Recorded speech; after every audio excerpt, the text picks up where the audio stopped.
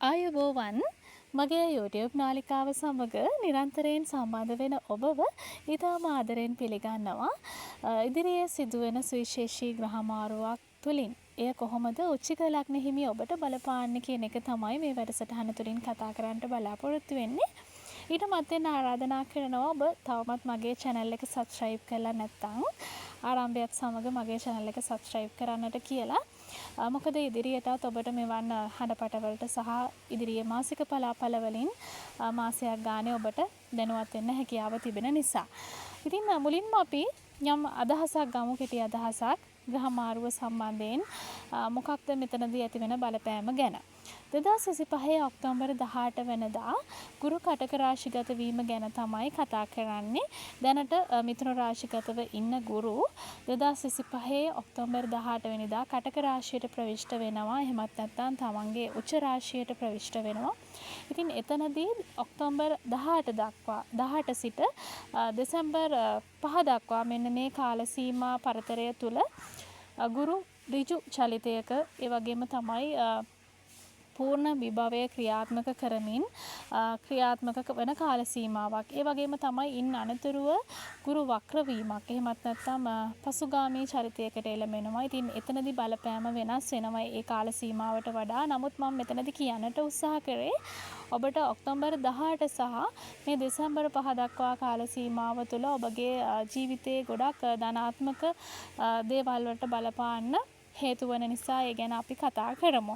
ඉතින් මුලින්ම කතා කරොත් දැන් උච්චික ලග්නයෙන් උපන් ඔබගේ හඳුනා ගැනීම ගැන කතා කරද්දී ඔබගේ ලග්නයෙන් දෙවැන්න සහ පස්වැන්න කියන ස්ථාන දෙකම පාලනය කරනු ලබන්නේ ගුරු. එතකොට මේ ස්ථාන දෙකේ අධිපතිත්වය ගුරුට හිමි වෙද්දී නවවැන්නට තමයි ගෝචර වෙන්නේ, සංක්‍රමණය වෙන්නේ මේ ග්‍රහමාරුවත් සමග.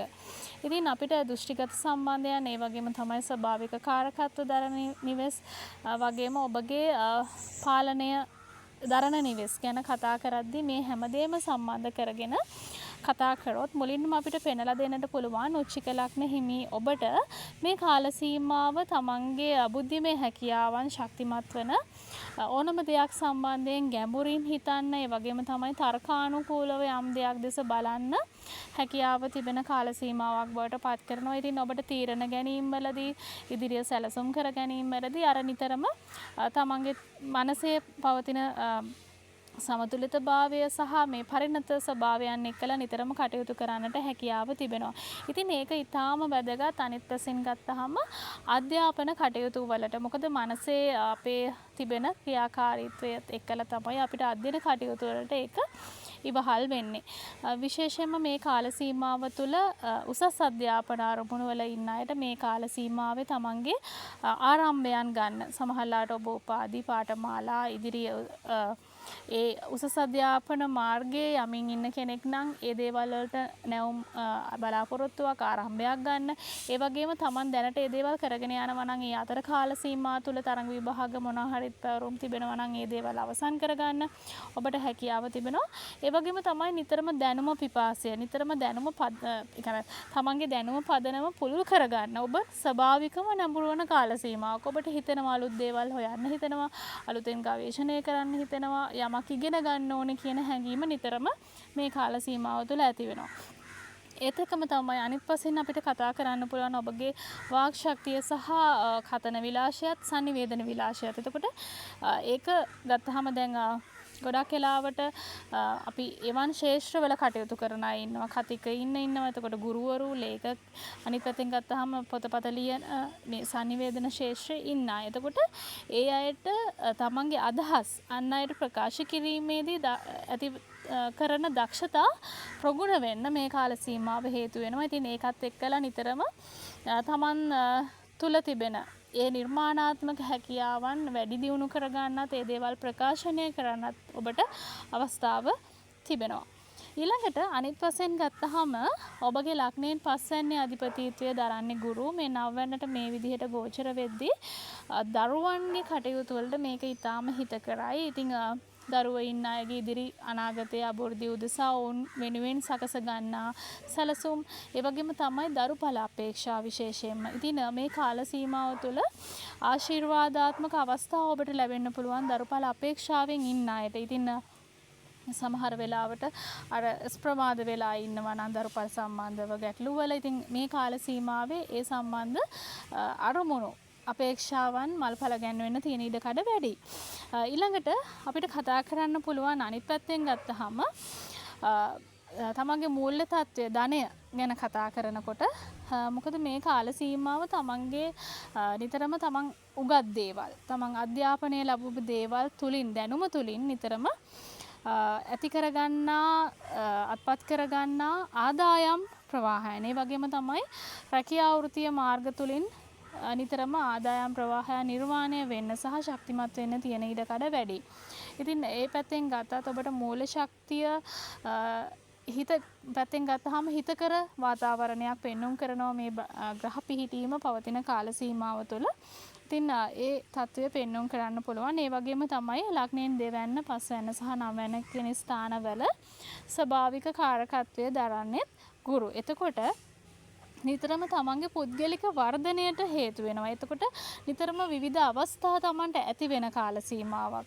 ඉතින් ඒ දේවල් අපි මේ හඳුනා ගැනීම තමයි වැදගත්. සමහරවිට අපිට අපි මොන අවස්ථාව සහ සමහරවිට වාසනාව අපිට ඉදිරියේ තිබෙන ගොඩක් අපේ දියුණුව වෙනුවෙන් විවර වෙන අවස්ථා තිබෙන්න පුළුවන්. නමුත් සමහරවිට අපි ඒව හඳුනා ගන්න නැහැ. නමුත් මේ අවස්ථාවේදී ඔබට ඒ දේවල් සම්බන්ධ නිවැරදි විනිවිදභාවයක් අවබෝධයක් ලැබෙන්න තියෙන ඉඩකඩ වැඩි.